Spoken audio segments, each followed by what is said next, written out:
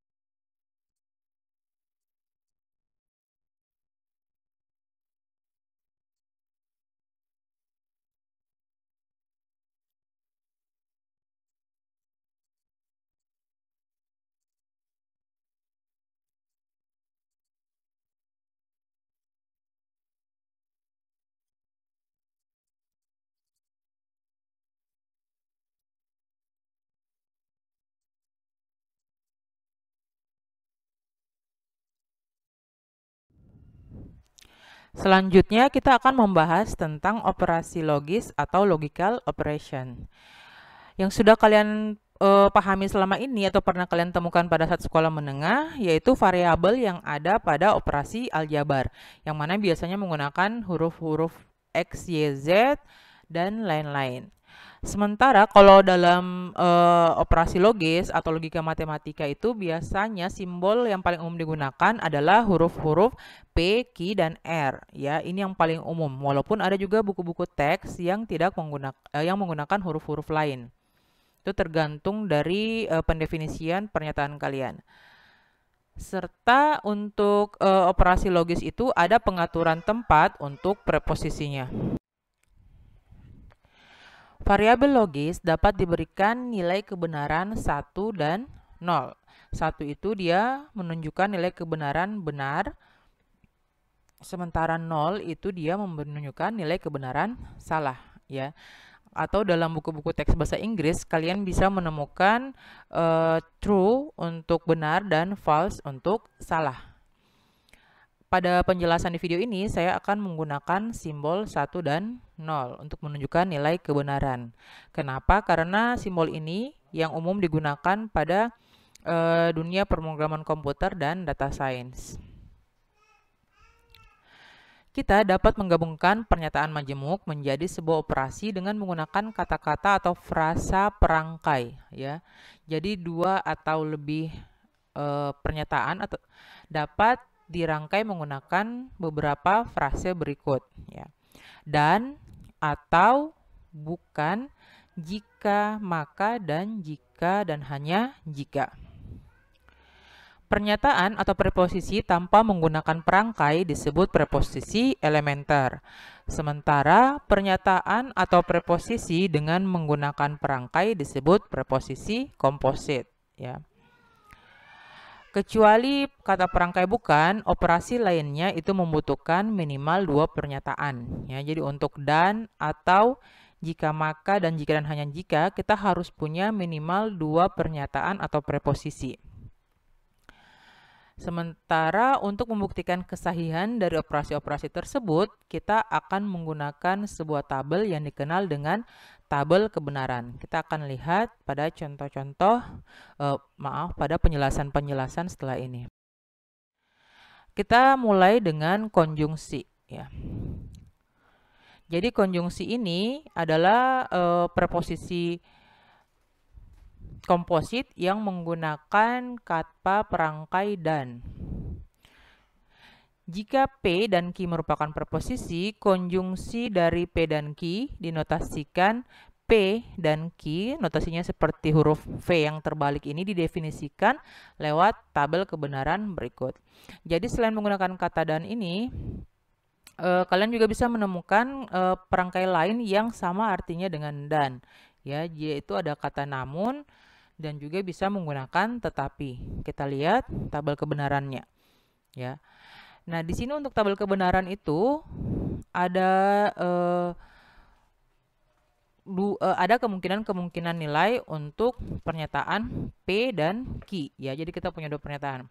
Kemungkinan yang pertama, kalau P-nya benar, maka Q-nya juga benar.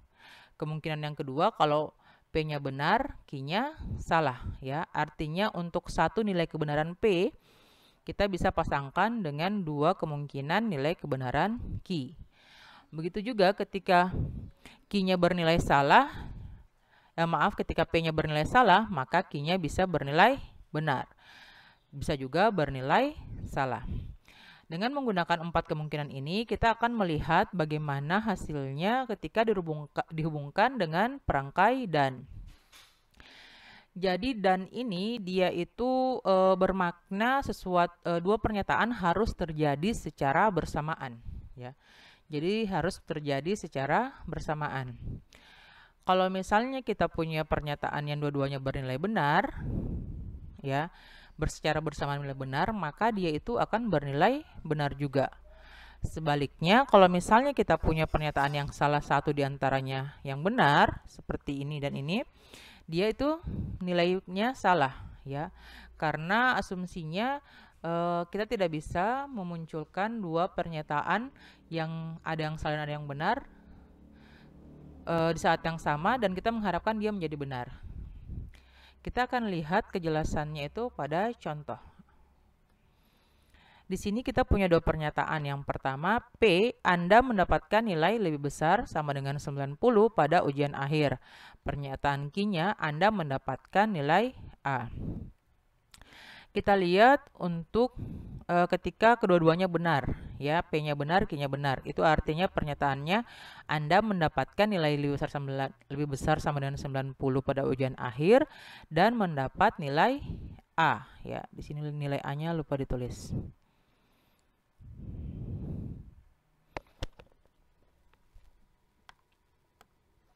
Jadi nilainya A di sini ya. Ketika itu berarti pernyataan ini adalah benar. Karena sesuai ya. Dia terjadi secara bersamaan ketika Anda punya nilai 90, Anda mendapat nilai A. Yang kedua, ketika pernyataan pertama benar, sementara yang keduanya salah. Anda mendapatkan nilai 90 tetapi tidak mendapatkan nilai A. Situasi ini adalah situasi yang tidak benar, makanya dia bernilai salah. Begitu juga ketika situasinya berbalik. Anda mendapatkan nilai 90 pada ujian akhir, namun mendapatkan nilai A. Ini juga tidak benar.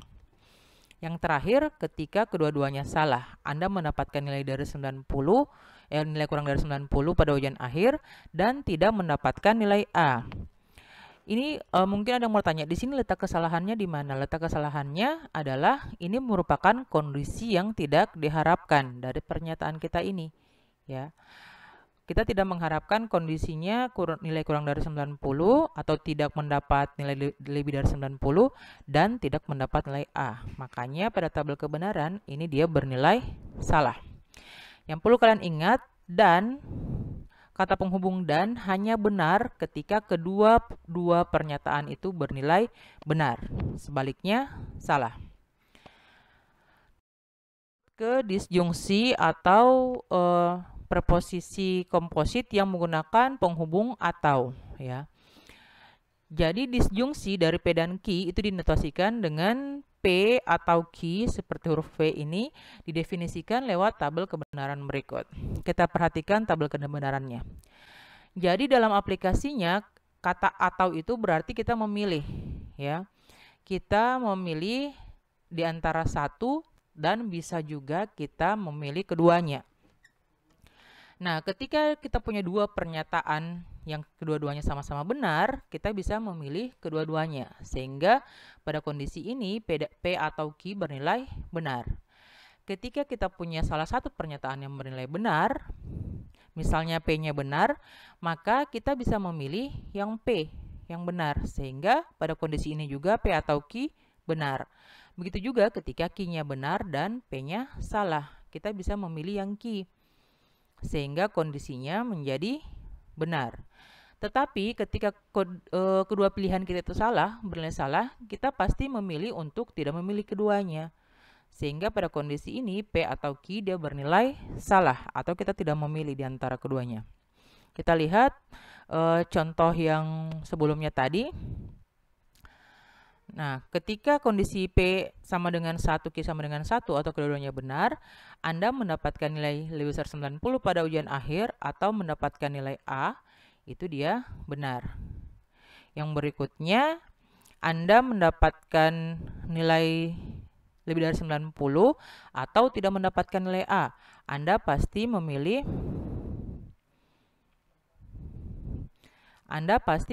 opsi yang pertama. Ya, Anda mendapatkan nilai lebih besar dari 90 sehingga pernyataan ini bernilai benar. Yang ketiga, ketika pernyataan pertama salah dan yang kedua benar, di mana Anda mendapatkan nilai kurang dari 90 atau mendapatkan nilai A. Sudah jelas Anda pilih yang ini. Jadi pernyataan ini juga dia bisa menjadi benar. Opsi yang terakhir, ketika kedua-duanya salah, Anda mendapatkan nilai kurang dari 90 atau tidak mendapat nilai A, Anda tidak akan memilih kedua-duanya. Ya, sehingga di sini dia nilai kebenaran untuk atau itu dia bernilai salah. Oke. Jadi kebalikan dari dan tadi, atau hanya bernilai salah ketika kedua pernyataan salah, ya, yang ini. Dia hanya bernilai salah untuk ketika dua pernyataan perangkainya itu dia salah. Ketika dua-duanya benar atau satu saja minimal yang benar, maka nilai dari atau itu adalah benar. Kita lanjut ke negasi atau bukan, bisa juga tidak, ya. Nah, jadi jika P merupakan preposisi, negasi dari P dinotasikan bukan P atau tidak P didefinisikan lewat tabel kebenaran berikut. Jadi bukan ini dia adalah kebalikan dari pernyataan awal. Kalau kita punya pernyataan awalnya P-nya bernilai benar, berarti bukan P itu adalah salah. Sebaliknya, kalau P-nya bernilai salah, berarti bukan P adalah benar. Kita lihat contohnya. Jadi kalau misalnya P-nya bernilai benar, Anda mendapatkan nilai lebih besar sama dengan 90 pada ujian akhir, itu berarti negasi P-nya adalah salah atau Anda tidak mendapatkan nilai 90 pada ujian akhir. Atau dengan kata lain, kalimat ini bisa kalian tuliskan menjadi Anda mendapatkan nilai kurang dari 90. Mungkin ada yang bertanya, kenapa bisa dia merupakan negasi dari P, sementara kita tidak menggunakan kata tidak di sini? Ya. Jadi dalam logika matematika, selain kita menggunakan kata tidak, kalau pernyataan dalamnya ini bisa kita ingkari, yang ini ya, ini kita ingkari, maka kita bisa menghilangkan kata tidak di awal. Ya, jadi tidak mendapatkan nilai lebih besar sama dengan 90, sama saja dengan kita mengingkari nilai ini, berarti kita punya nilai yang kurang dari 90. Di sini pernyataan tidak mendapatkan nilai lebih besar sama dengan 90 itu ekuivalen dengan pernyataan mendapatkan nilai kurang dari 90. Selanjutnya kita akan memahami tentang apa itu implikasi atau pernyataan kondisional. Ya, kenapa disebut pernyataan kondisional kita akan lihat. Nah, perhatikan pernyataan berikut. Yang pertama, saya akan menggunakan jas hujan jika hari hujan. Yang kedua, jika saya tidak lulus mata kuliah pengantar dasar matematika, maka saya tidak akan jadi sarjana matematika. Yang ketiga, saya akan hadir mengajar tepat waktu asalkan saya berangkat sebelum pukul 7. Ketiga pernyataan di atas dapat dituliskan dalam bentuk umum jika kondisi, jadi kita punya jika baru suatu kondisi, maka kesimpulan ya. Jadi misalnya untuk pernyataan awalnya ini yang mana kondisinya? Kondisinya adalah hari hujan ya. Jadi kondisi itu yang dirangkaikan dengan kata jika. Jadi pernyataan yang pertama bisa kita tuliskan menjadi jika hari hujan, maka kesimpulannya saya akan menggunakan jas hujan. Untuk pernyataan yang kedua, kondisinya adalah saya tidak lulus mata kuliah pengantar dasar matematika. Kesimpulannya kalau saya tidak lulus, maka saya tidak akan jadi sarjana matematika. Pernyataan yang ketiga, kondisinya saya akan hadir mengajar tepat waktu asalkan saya berangkat sebelum pukul 7. Yang mana kondisinya? Kondisinya di sini kalian bisa ubah katanya menjadi jika saya berangkat sebelum pukul 7, maka saya akan hadir mengajar tepat waktu. Ya, jadi ini yang menjadi kondisi. Sementara kesimpulannya saya akan hadir mengajar tepat waktu. Ya.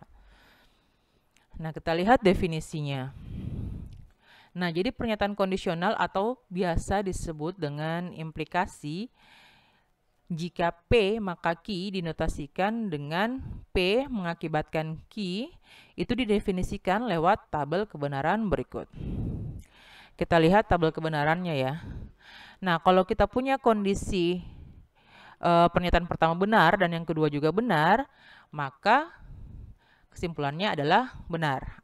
Atau dengan kata lain, hal yang benar mengakibatkan yang benar. Itu benar.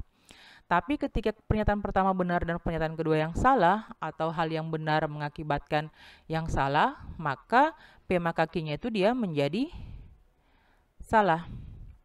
Yang berikutnya, walaupun pernyataan pertamanya salah, tapi mengakibatkan hal yang benar, itu dianggap sebagai suatu kebenaran dalam kondisi ini.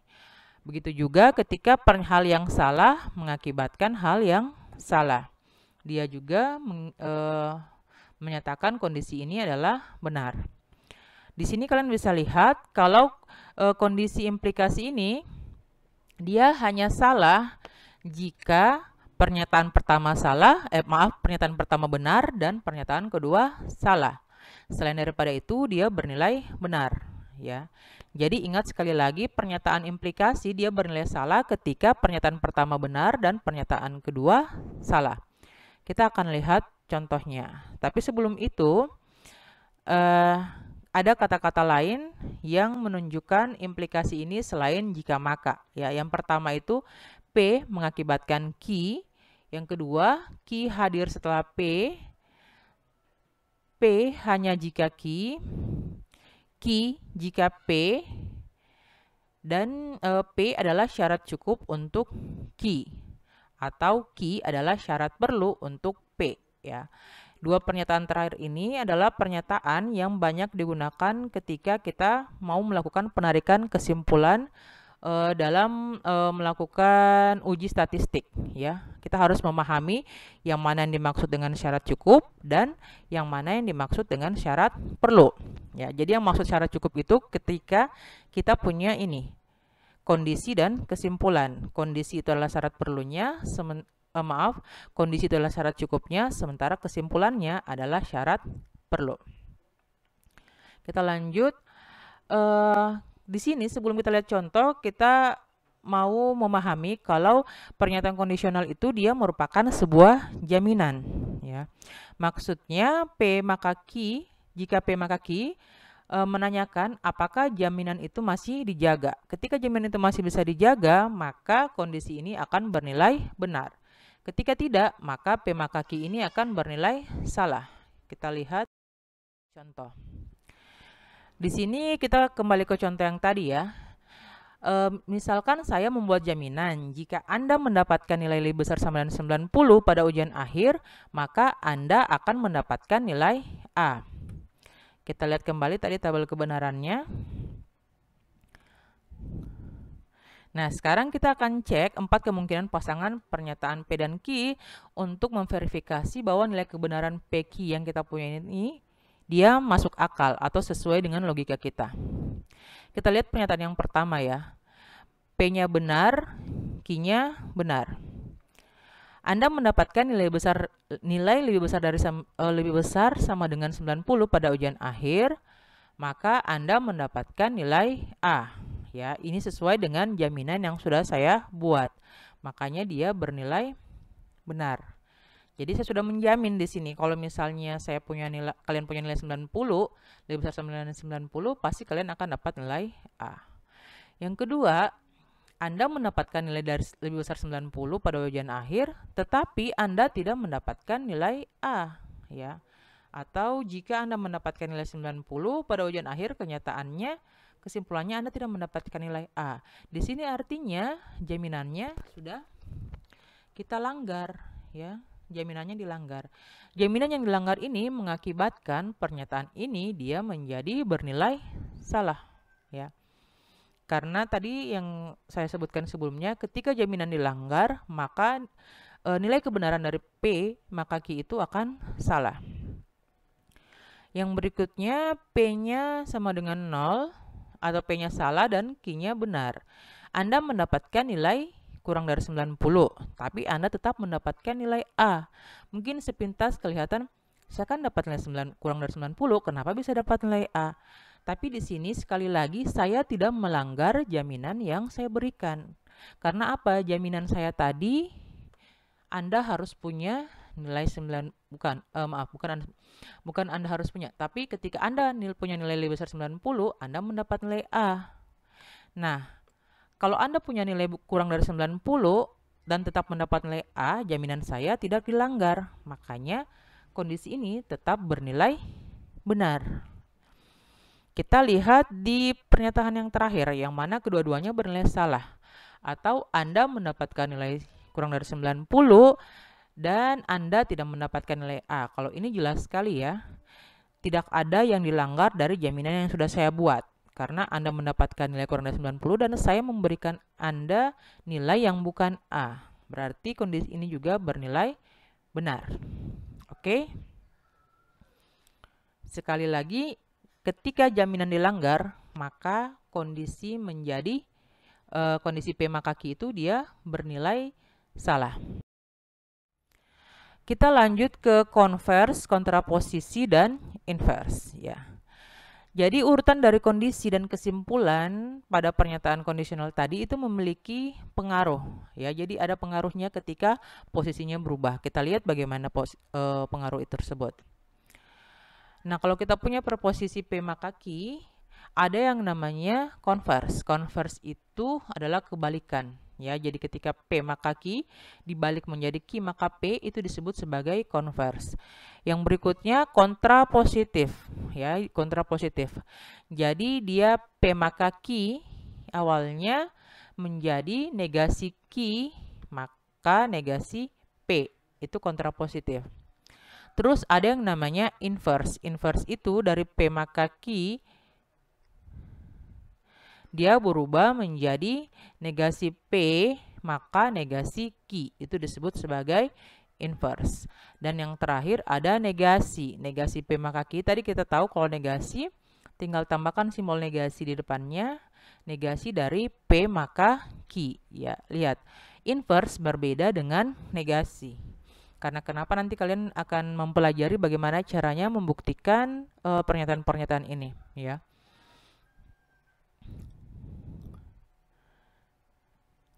Nah, sebuah preposisi kondisional itu dia tidak ekuivalen dengan converse, inverse, dan negasinya. Jadi di sini ekuivalen itu maksudnya kalau kita cek pada tabel kebenaran, dia mempunyai nilai kebenaran yang sama. Ketika dua pernyataan dia punya nilai kebenaran yang sama, maka dia disebut ekuivalen dalam logika matematika atau ekuivalen secara logis. Sementara implikasi itu dia ekuivalen dengan kontrapositifnya, atau kita bisa mengatakan P maka Q ekuivalen dengan negasi Q maka negasi P. Ya, jadi ini bisa kalian gunakan nantinya untuk melakukan alur pembuktian secara langsung yang akan kita bahas di pertemuan berikutnya. Kita lihat tabel kebenarannya masing-masing ya.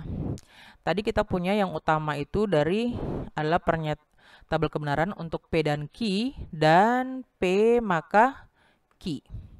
Sebelum kita lanjut ke yang lain, kita lihat dulu karena di sini ada negasi P dan negasi Q, kita bisa buat juga tabel kebenaran untuk negasi P dan negasi Q. Negasi P, kita tinggal negasikan nilai kebenaran untuk P ini, ya. Jadi 1 menjadi 0 dan 0 menjadi 1. Begitu juga untuk negasi Q, yang 1 jadi 0 dan 0 menjadi 1. Setelah kita dapatkan ini, kita lihat yang pertama dari kontrapositif, ya. Kontrapositif berarti Q maka P. Kita lihat Q maka P. Benar maka benar, itu nilainya jadi benar, ya. Selanjutnya salah maka benar, tadi nilainya benar. Apa yang kita ingat tadi dari pernyataan P maka Q?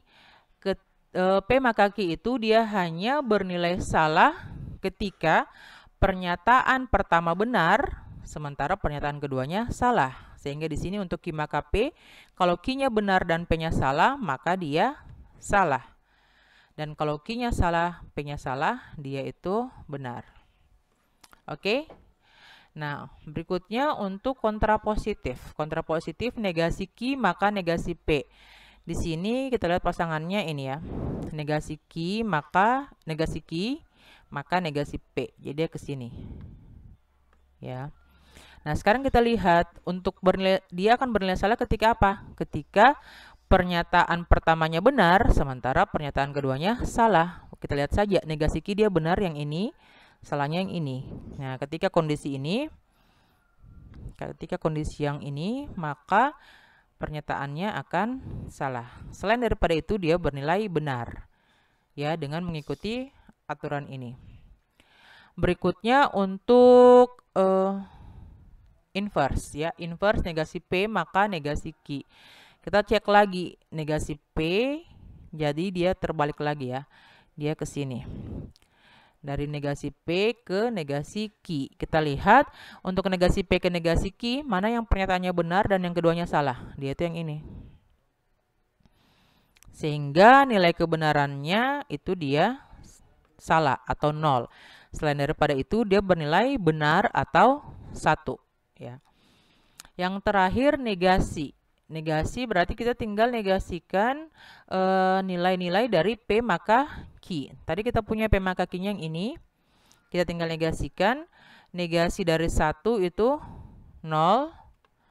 Negasi dari 0 itu 1. Negasi dari 1 itu 0. Negasi dari 1 itu 0. Jadi di sini saya sering menggunakan benar, salah, atau 1, 0. Supaya kalian lebih akrab dan lebih terbiasa bahwa 1 itu adalah benar dan 0 adalah salah. Yang terakhir di sini saya menambahkan negasi P atau Q. Sebelum kita lihat kenapa alasannya, kita cek dulu nilai kebenarannya ya. Jadi yang ini, negasi P atau Q. Oke. 0 atau 1, salah atau benar. Dia bernilai benar. Terus 0 atau 0 ya, salah atau salah tadi bernilai salah. Benar atau benar bernilai benar. Sementara benar atau salah dia juga bernilai benar. Kita ingat tadi disjungsi atau dia hanya bernilai salah ketika kedua-duanya salah ya. Jadi ini tadi ketika kedua-duanya bernilai salah. Apa yang kita lihat, tujuan kita melihat atau ini sementara kita akan bahas implikasi. Kita lihat di sini kita akan mendapatkan hubungan ya. Kita perhatikan yang ini. Tadi ada pernyataan kalau implikasi itu akan ekuivalen dengan kontrapositifnya, dan ekuivalen berarti punya nilai kebenaran yang sama ya. Kita lihat yang sama dengan apa? Ini ya. Ini sudah menunjukkan kalau P maka Q ekuivalen dengan negasi Q maka negasi P, atau implikasi dia ekuivalen dengan kontrapositifnya. Setelah itu kita lihat di tabel yang Ibu buat terakhir tadi, dia juga punya nilai kebenaran yang sama. Ya, itu menunjukkan kalau implikasi juga dia ekuivalen dengan pernyataan ini. Ya, jadi kita bisa punya kalau P maka Q itu dia ekuivalen dengan negasi P atau Q Ini harus kalian ingat dengan baik karena akan banyak digunakan di pembahasan selanjutnya dan di tugas-tugas yang Ibu berikan. Oke, setelah memahami ini kita akan lihat contoh dari converse dan kontrapositif. Kalau kita punya suatu pernyataan implikasi. Tadi kita punya pernyataan awal implikasi yang ini ya. Nah, sekarang kita mau cek untuk pernyataan P-nya salah dan Q-nya benar. Nah, kalau converse, tadi kan converse dia terbalik. Ya, jadi Q maka P ya. Dia terbalik. Q maka P. Artinya jaminan kita juga dia berubah. Kalau untuk P maka kita menjamin Anda mendapatkan nilai lebih dari 90 baru dapat nilai A. Ketika dia jadi kontrapositif, ketika dia jadi converse, maka jaminannya adalah Anda mendapat nilai A dulu, baru punya nilai lebih besar dari 90, ya. Sehingga ketika kalau misalnya kalian punya dapat nilai A, dan Anda mendapatkan nilai dari 90, itu menunjukkan jaminannya kita dilanggar. Kenapa? Anda sudah punya nilai A, tapi Anda nilainya itu kurang dari 90. Makanya ketika Q-nya sama dengan 1, P sama dengan 0, pada converse-nya itu dia bernilai salah. Ya. Ini dia bernilai salah. Nah, kita lihat untuk kontrapositifnya. Kontrapositif tadi dia negasi Q, maka negasi P. Ya. Jadi sini jaminannya adalah Anda tidak mendapatkan nilai A, maka Anda tidak mendapatkan nilai lebih besar dari 90. Nah, di sini kalau negasi Q-nya bernilai salah dan negasi P-nya bernilai benar, artinya Anda mendapatkan nilai A, ya, Anda mendapatkan nilai A, dan Anda mendapatkan nilai kurang dari 90 pada ujian akhir, ya. Ini juga melanggar jaminan yang kita punya, sehingga dia mendapatkan nilai kebenaran yang salah. Nah, setelah memahami implikasi beserta dengan teman-temannya tadi ya, converse, kontrapositif, inverse, dan negasi, kita akan masuk ke yang namanya biimplikasi atau pernyataan bikondisional. Bikondisional berarti ini kita akan punya nanti sebentar implikasi dari dua arah. Kita lihat yang seperti apa yang dimaksud implikasi dari dua arah itu. Contohnya di sini saya punya pernyataan, jika seorang melaksanakan puasa Ramadan, maka ia adalah muslim. Dan pernyataan, jika seseorang adalah muslim, maka ia melaksanakan puasa Ramadan. Nah, ketika kita punya pernyataan P yang merupakan syarat cukup sekaligus syarat perlu bagi Q dan sebaliknya, maka berlaku pernyataan yang disebut dengan biimplikasi yang ditandai dengan perangkai jika dan hanya jika. Nah, jadi kedua pernyataan di atas ini bisa kita gabung menjadi seseorang adalah muslim jika dan hanya jika ia melaksanakan puasa Ramadan. Ya, jadi notasinya seperti ini. Dibaca jika dan hanya jika, atau biasa juga hanya ditulis JHJ. Ya, kalau dalam matematika, dia definisi kebenarannya itu ini. Tadi saya menyebut tentang yang namanya implikasi dua arah. Ya, jadi dimaksud implikasi dua arah artinya kita punya P maka Q dan Q maka P. Setelah itu, ini dia dihubungkan dengan tanda penghubung dan. Itulah yang menghasilkan P jika dan hanya jika Q. Makanya di sini dan terbalik ya. Ini bukan ini. Dan itu begini berarti ya. Oke, penghubungnya dan ya. Satu dan satu atau benar dan benar itu menghasilkan benar. Kita ingat kembali tadi tanda penghubung dan dia itu hanya menghasilkan kesimpulan yang benar ketika kedua-duanya benar. Ketika yang ada saja salah walau hanya satu, dia akan menghasilkan nilai yang salah. Makanya di sini yang benar cuma untuk kondisi yang pertama dan yang terakhir, ya. Ketika P-nya benar dan ketika P dan Q-nya benar dan P dan Q-nya salah. Kedua-duanya benar atau kedua-duanya salah, itu baru menghasilkan nilai yang benar, ya. Ketika salah satunya nilai P dan Q dia ada yang salah, maka dia akan menghasilkan nilai yang salah. Oke, jadi untuk biimplikasi ini hanya bernilai benar ketika nilai kebenaran dari dua pernyataan awalnya itu adalah sama. Sama-sama benar atau sama-sama salah, ya. Sementara ketika salah satunya saja ada yang salah, berarti dia nilai kebenarannya menjadi salah. Oke. Nah, kita bisa mengatakan berdasarkan tabel kebenaran ini kalau P jika dan hanya jika Q itu dia ekuivalen dengan P maka Q dan Q maka P.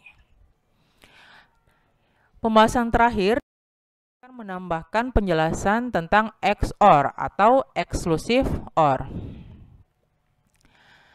Nah, disjungsi eksklusif dari P dan Q itu dinotasikan dengan simbol ini. Didefinisikan lewat tabel kebenaran berikut. Nah, sebelum lihat tabel kebenarannya, kita akan memahami kenapa sih harus ada eksklusif OR, padahal sebelumnya kita sudah punya OR. Nah, pada banyak kondisi, itu kita tidak mau memilih ketika kita punya pilihan yang kedua-duanya benar atau kedua-duanya salah. Ya, jadi istilahnya namanya bukan memilih. Kalau misalnya dua-duanya benar atau dua-duanya salah, atau istilah kerennya sekarang itu memilih di antara yang terbaik atau memilih di antara yang terburuk. Ya. Nah, XOR ini dia persyaratannya kita hanya bisa memilih yang satu atau yang lain dan tidak bisa memilih kedua-duanya. Berbeda dengan OR yang awal tadi. OR yang awal kita bisa memilih kedua-duanya ketika dua-duanya bernilai benar. Ya, kita bisa memilih duanya sekaligus. Tetapi untuk XOR kita tidak mengambil pilihan yang dua pilihan yang nilai kebenarannya sama. Kita lihat tabel kebenarannya. Akibat dari ini tadi kita lihat nilai XOR ini dia hanya benar ketika salah satunya benar. Artinya kalau pernyataan pertamanya benar dan keduanya salah, kita akan pilih kemungkinan yang pertama. Ketika pernyataannya pertama salah dan yang kedua benar, kita akan memilih yang kedua untuk mengakibatkan bernilai benar. Ketika dua-duanya sama-sama benar, kita tidak memilih, ya, sehingga dia bernilai salah di sini. Begitu juga ketika kedua-duanya salah, kita juga tidak memilih, sehingga dia bernilai salah.